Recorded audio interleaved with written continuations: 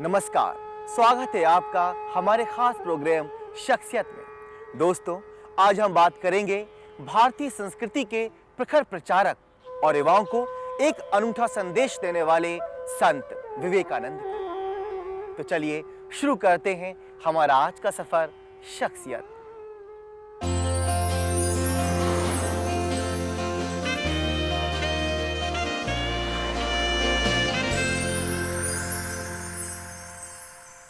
स्वामी विवेकानंद एक ऐसे व्यक्ति जिन्होंने विश्व को ये संदेश दिया, कर्मण्यवादी का रस्ते मां फलेषु कदाचित, कर्म पर ही हमारा अधिकार है। वो एक ऐसे संत थे जिन्होंने कहा कि मुझे पूजा पाठ करने से ज्यादा वो युवा पसंद है जो मैदान में फुटबॉल खेलते हैं। स्वामी विवेकानंद कोई दिव्यात्मा नहीं थे, लेकिन उनके गुण और उनके ज्ञान के कारण वो दिव्यात्माओं की श्रेणी में अग्रणी हो गए।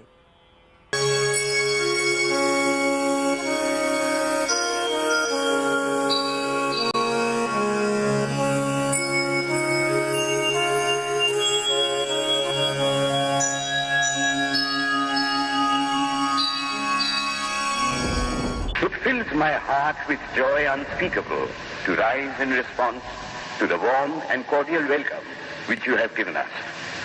I thank you in the name of the most ancient order of monks in the world. I thank you in the name of the mother of religions. And I thank you in the name of the millions and millions of Hindu people of all classes and sects. I am proud to belong to a religion which has taught the world both tolerance and universal acceptance. We believe not only in universal toleration, but we accept all religions as true. I am proud to belong to a nation which has sheltered the persecuted and the refugees of all religions and all nations of the earth. I am proud to belong to the religion which has sheltered and is still fostering the remnant of the grand Zoroastrian nation. वो गुलामी का दौर था, देश को आजादी की दरकार थी। वो जानते थे कि युवा जब तक अपने अधिकारों को नहीं पहचानेंगे, अपनी ताकत का एहसास नहीं करेंगे, तब तक आजादी आने के बाद भी आजादी का मकसद पूरा नहीं होगा। ये वाक्य, ये सोच एक ऐसे संत की है जिसने दुनिया को, समाज को एक नए नजरिए से देखा। हम बात कर रहे हैं स्वामी विवेकानंद की।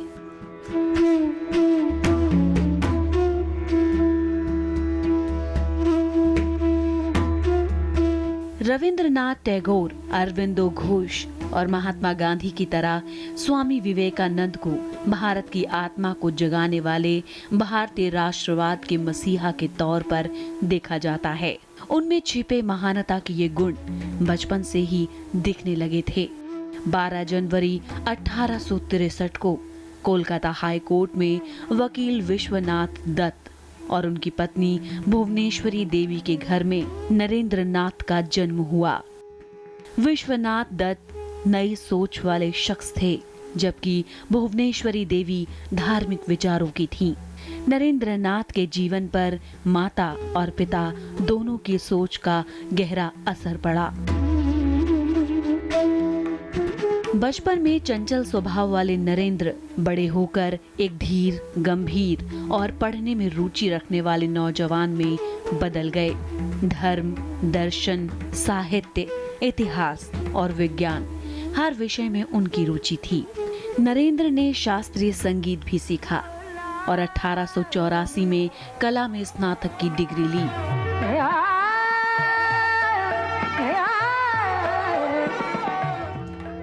नरेंद्र नाथ जीनियस थे और ज्ञान के लिए इस जीनियस की भूख खत्म नहीं हो रही थी।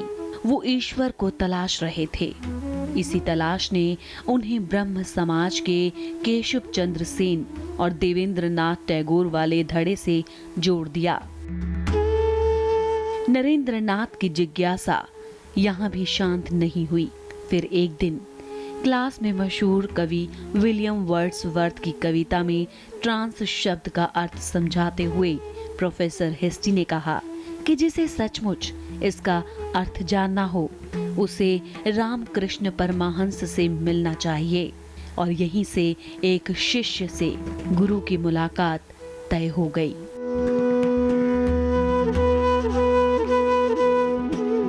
स्वामी विवेकानंद अगर ज्ञान की रोशनी थे तो रामकृष्ण परमहंस वो प्रकाश पुंज थे जिनके ज्ञान की रोशनी ने नरेंद्र नाथ को विवेकानंद बना दिया। अपने कॉलेज के प्रिंसिपल से रामकृष्ण परमहंस के बारे में सुनकर नवंबर 1881 को वो उनसे मिलने दक्षिणेश्वर के काली मंदिर पहुंचे थे। रामकृष्ण परमहंस से भी नरेंद्र नाथ ने वही सवाल किया जो वो औरों से कर चुके थे कि क्या आपने कभी भगवान को देखा है। रामकृष्ण परमहंस ने जवाब दिया, हाँ मैंने देखा है। मैं भगवान को उतना ही साफ देख रहा हूँ जितना कि तुम्हें देख सकता हूँ। फर्क सिर्फ इतना है कि मैं उन्हें तुमसे ज्यादा गहराई से महसूस कर सकता हूँ। रामकृष्ण देव उनको एक समय एक शिक्षा दिया था, देखो दूसरी की सेवा कैसे अब तुम करोगे। मनुष्य इतनी छोटा एक कीट की समान है, वो दूसरी की कोई दया दिखाना संभव नहीं है। लेकिन मनुष्य की तुम शिव समझ के, शिव ज्ञान से जीव सेवा तुम करोगे, तुम्हारा जीवन बहुत ही अच्छा बनेगा। रामकृष्ण परमहंस ने नरेंद्र के सिर पर हाथ रखा और उस दिन के बाद से नरेंद्र की जिंदगी ही बदल गई।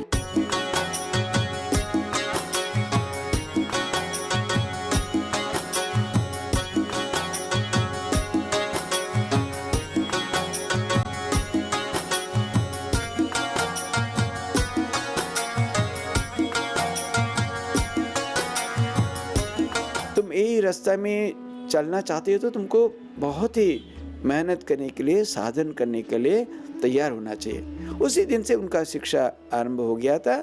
बहुत ही उन्होंने प्रयास किया क्योंकि बहुत रैशनलिस्ट थे, युक्तिवादी थे।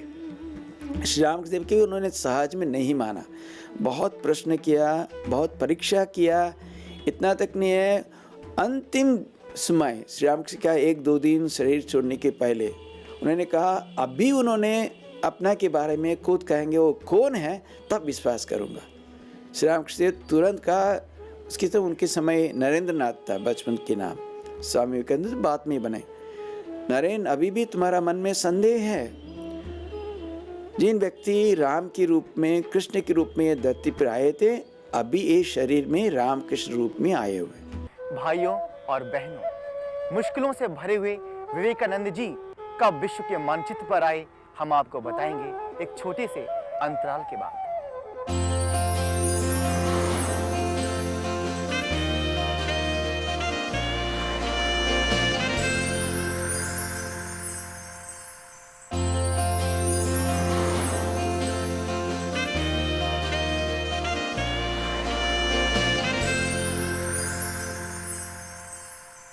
स्वामी जी के जीवन में एक बड़ा बदलाव तब आया जब उनके पिता की मृत्यु हो गई और उनके घर पर कुछ नहीं बचा। उन्हें जरूरत थी एक नौकरी की, वो नौकरी भी उन्हें कहीं नहीं मिली और उनका जीवन मुश्किलों से भर गया। इसके बाद नरेंद्र के जीवन में एक बड़ा बदलाव आया जब 1884 में उनके पिता का देहांत हो गया। अमीर घर के नरेंद्र अचानक गरीब हो गए। उनके घर पर उधार चुकाने की मांग करने वालों की भीड़ जमा होने लगी। नरेंद्र ने रोजगार तलाशने की भी कोशिश की, लेकिन नाकाम रहने पर वो रामकृष्ण परमहंस के पास लौट आए।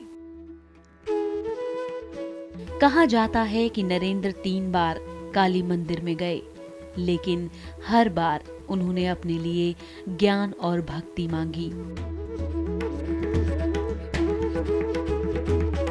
इस आध्यात्मिक तजुर्बे के बाद नरेंद्र ने सांसारिक मोह का त्याग कर दिया और रामकृष्ण परमहंस को अपना गुरु मान लिया। रामकृष्ण परमहंस ने स्वामी विवेकानंद को जीवन का ज्ञान दिया। 16 अगस्त 1886 को रामकृष्ण परमहंस के निधन के 2 साल बाद नरेंद्र भारत भ्रमण के लिए निकल पड़े। भारत भ्रमण के दौरान वो देश में फैली गरीबी, पिछड़ेपन को देखकर विचलित हो उठे। 6 साल तक नरेंद्र नाथ भारत की समस्या और आध्यात्म के गूढ़ सवालों पर विचार करते रहे।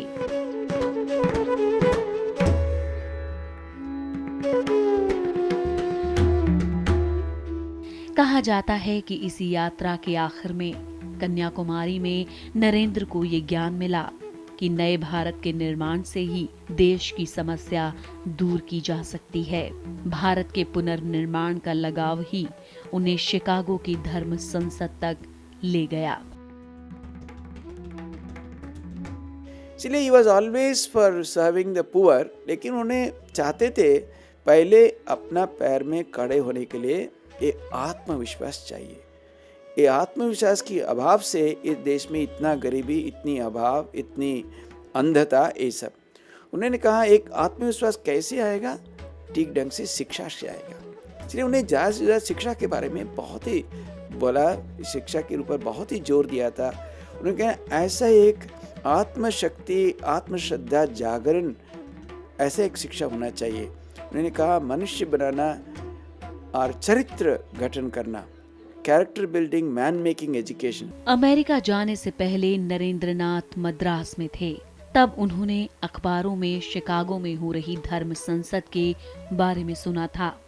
तो उन्होंने कहा था ये देश का उन्नति युवकों के द्वारा ही संभव है। तो बुढ़ापन में कोई शक्ति नहीं है, बलहीन है, क्षमता नहीं है, खून में ताकत नहीं है, ऐसा व्यक्ति क्या कर सकते हैं? इसलिए उन्होंने हमेशा ही सोचते थे ये देश का उन्नति युवकों के द्वारा ही संभव। उन्होंने बोला मेरे को 1000 युवक दे दो, उन लोग अपना देश के लिए अपना के बलिदान देने के लिए तैयार है। उन्होंने कहा था ये देश के दो आदर्श बहुत ही इम्पोर्टेंट है, उसके ऊपर ये देश प्रतिष्ठित है। एक त्याग, दूसरा सेवा। ये दोनों परस्पर बहुत ही सहायता करेंगे, परस्पर जोड़ है इसके। तो उन्होंने कहा ऐसा कुछ युवकों को चाहिए, उन्होंने देश के लिए ऐसा सोच सकते हैं। 30 जुलाई 1893 को स्वामी विवेकानंद अमेरिका के शिकागो पहुंचे, लेकिन वो ये जानकर परेशान हो गए कि सिर्फ जानी मानी संस्थाओं के प्रतिनिधियों को ही विश्व धर्म संसद में बोलने का मौका मिलेगा। विवेकानंद ने हार्वर्ड यूनिवर्सिटी के प्रोफेसर जॉन हेनरी राइट से संपर्क किया, जिन्होंने उन्हें हार्वर्ड में भाषण देने के लिए बुलाया। राइट विवेकानंद से बेहद प्रभावित थे। जब उन्हें पता लगा कि धर्म संसद के लिए स्वामी जी के पास किसी संस्था का परिचय नहीं है, तब प्रोफेसर राइट ने धर्म संसद के चेयरमैन को चिट्ठी लिखी, जिसमें उन्होंने लिखा कि ये व्यक्ति हमारे सभी प्रोफेसरों के ज्ञान से भी ज्यादा ज्ञानी है। इसके बाद स्वामी विवेकानंद धर्म संसद में किसी संस्था के नहीं बल्कि भारत के प्रतिनिधि के तौर पर शामिल किए गए। Ladies and gentlemen, welcome to the afternoon session of the opening day today, the 11th of September, 1893. We now introduce you to Swami Vivekananda from India and request him to address us. Swami Vivekananda.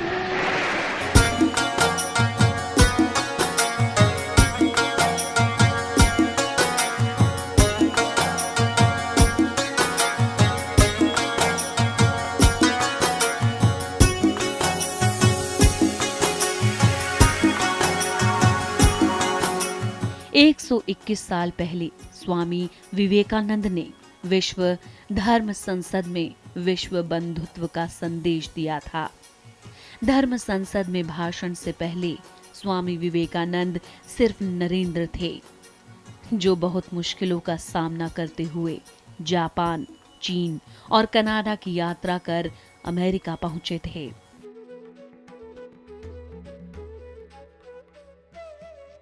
Swami Vivekananda Bharat के प्रचारक और प्रसारक के रूप में जाने जाते हैं। 11 सितंबर 1888 को शिकागो के विश्व धर्म सम्मेलन में जब उन्होंने अपना एक प्रभावी भाषण दिया तो दुनिया के सामने भारतीय संस्कृति का डंका बज गया।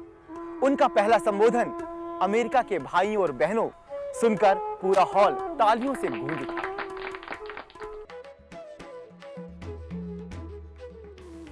उनको तो धर्म संसद में बोलने का मौका भी नहीं दिया जा रहा था, लेकिन जब उन्होंने अमेरिका के भाइयों और बहनों के संबोधन से भाषण शुरू किया तो पूरे 2 मिनट तक आर्ट इंस्टीट्यूट ऑफ शिकागो में तालियां बजती रहीं। Sisters and brothers of America.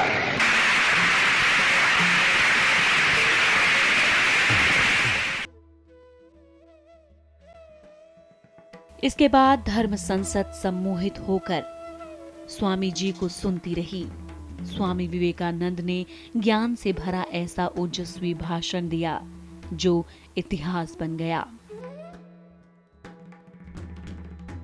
Swami Vivekananda के भाषण में उनके गुरु रामकृष्ण परमहंस का दिया गया वैदिक दर्शन का ज्ञान था। इसी भाषण में वो संदेश भी है जिसमें स्वामी विवेकानंद ने कट्टरता और हिंसा की जमकर आलोचना की थी। शिकागो धर्म सभा में उन्होंने कहा, देखिए ये अभी सबको समझना चाहिए, हर एक व्यक्ति का अपना अपना मन के अनुसार, स्वभाव के अनुसार आप धर्म चुन सकते हैं। इसीलिए एक का दूसरी धर्म के धर्मांतकरण करना बिल्कुल गलत है, ये ठीक नहीं, उन्होंने कहते थे। हिंदू धर्म के प्रतीक के रूप में गेरुए कपड़े से अमेरिका का पहला परिचय स्वामी विवेकानंद ने ही कराया था। उनके भाषण ने अमेरिका पर ऐसा असर छोड़ा कि गेरुए कपड़े अमेरिकी फैशन में शुमार किए जाने लगे। पहले बार उन्होंने ये देश का जो अमर वाणी, अमर संदेश वेदांत के बारे में उन्होंने कहा किसी को पापी कहना ही पाप है। आप तो अमर की संतान हैं। You are all children of immortality. It's a sin to call you sinners. ये सब सुन के उनका सब मन में इतना आत्मविश्वास जन्म लिया। देते ये देश में इतना अच्छे संदेश है, तो वेदांत के बारे में आंख खोल के, इसलिए उन्हें जहाँ गया ऐसा उन्होंने प्रतिष्ठित एक स्टार बन गए। सारा अमेरिका में इतना पॉपुलर, ऐसा जाने माने व्यक्ति नहीं थे उस समय, ऐसा हो गए उन्होंने। इसके बाद जितने दिन भी धर्म संसद चली, स्वामी विवेकानंद ने हिंदू धर्म और भारत के बारे में दुनिया को वो ज्ञान दिया जिसने भारत की नई छवि बना दी। इस धर्म संसद के बाद स्वामी विवेकानंद विश्व प्रसिद्ध हस्ती बन गए।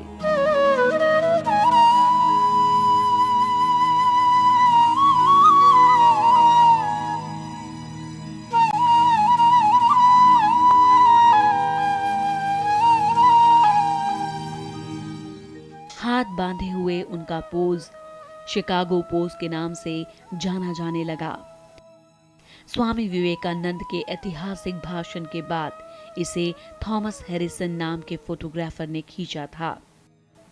अमेरिकी मीडिया ने उन्हें भारत से आया तूफानी सन्यासी, दैवीय वक्ता और पश्चिमी दुनिया के लिए भारतीय ज्ञान का दूत जैसे शब्दों से सम्मान दिया। उस समय भारत की ऐसा था, साधु सन्यासी संत लोग समाज छोड़ के कोई वन जंगल में जाके अध्यात्म चर्चा करते हैं, वेदांत की चर्चा करते थे। उन्होंने कहा यही नहीं है, तुमको धरती पे रह के, समाज के अंदर रह के, समाज के कल्याण के माध्यम में तुम्हारी उन्नति के लिए तुमको प्रयास करना जरूरत है। शिकागो भाषण से ही दुनिया ने ये जाना कि भारत गरीब देश जरूर है, लेकिन आध्यात्मिक ज्ञान में वो बहुत अमीर है।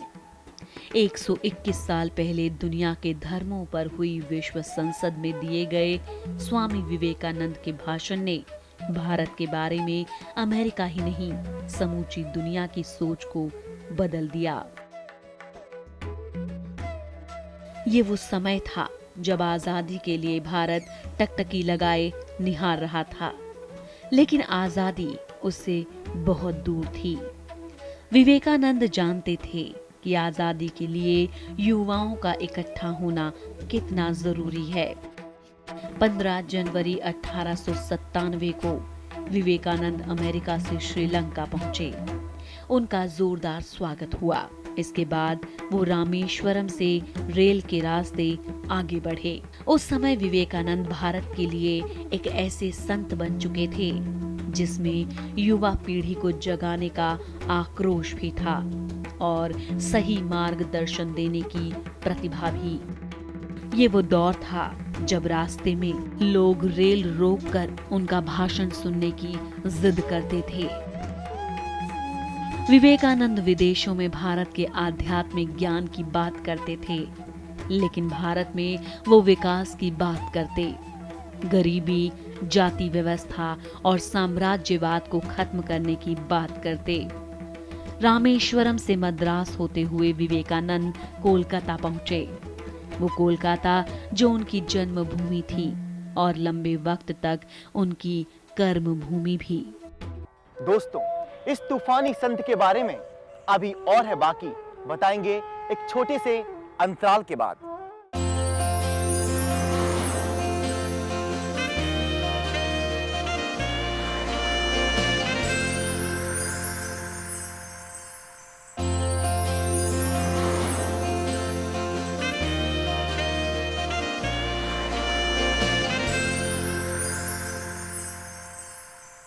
शिकागो की धर्म संसद से लौटने के बाद विवेकानंद जी ने भारत में रामकृष्ण मिशन की नींव रखी और रामकृष्ण मिशन ने भारत के आध्यात्म स्वाभिमान के लिए देश को चेताया और स्वतंत्रता के लिए लोगों के अंदर जोश और जुनून भर दिया।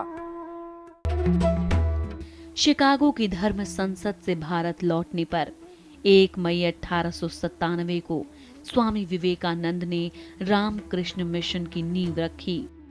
रामकृष्ण मिशन नए भारत के निर्माण के लिए अस्पताल, स्कूल, कॉलेज और साफ सफाई के काम से जुड़ गया। स्वामी विवेकानंद नौजवानों के आदर्श बन गए। 1898 में उन्होंने बेलूर मठ की स्थापना की। ईश्वरी उन्होंने देखा हम इतनी बड़े बड़े बात कर रहे हैं, लेकिन व्यवहार में हम लोग इतना बुरा तरह व्यवहार करते हैं जो नीच जाति के प्रति, जी गरीबी के प्रति। इसीलिए उन्होंने वो भारत भ्रमण और उसके बाद विश्व भ्रमण में भी ऐसा कुछ प्राप्त किया। वही सबसे ये देश की कैसे फिर पुनर्प्रतिष्ठा करें गौरव में। यही अर्थ में उन्होंने वापस आके रामकृष्ण मिशन उन्होंने प्रतिष्ठा किया। उसके सामने उन्होंने 2 लक्ष्य रखा था, आत्मनो मोक्षार्थम जगत हिताय च। अपना मुक्ति के लिए काम करो, क्योंकि साधु संत लोग इतना तक नहीं है, भारत की आदर्श, भारत देश की कलाचार, सृष्टि सब आप देखेंगे, अपना मुक्ति के लिए काम करना ही भारत की हमेशा ही आदर्श था।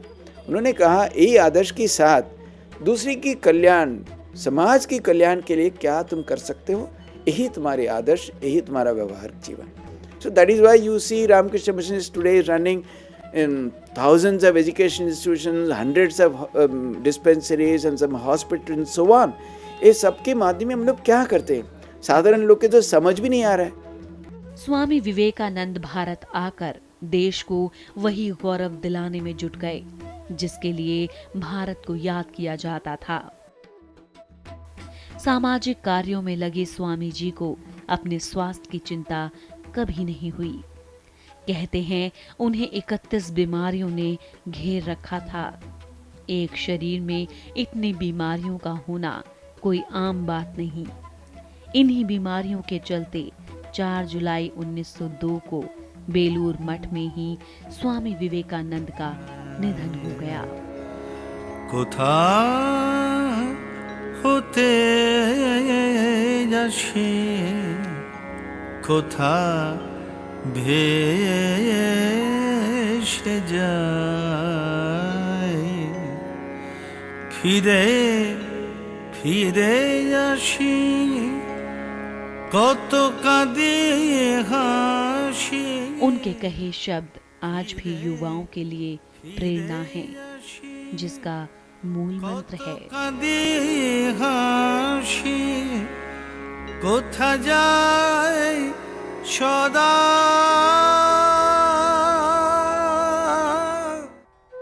भाइयों और बहनों, हमारे आज के इस प्रोग्राम में बस इतना ही। अगले हफ्ते हम फिर मिलेंगे एक नई शख्सियत के साथ। तब तक के लिए नमस्कार।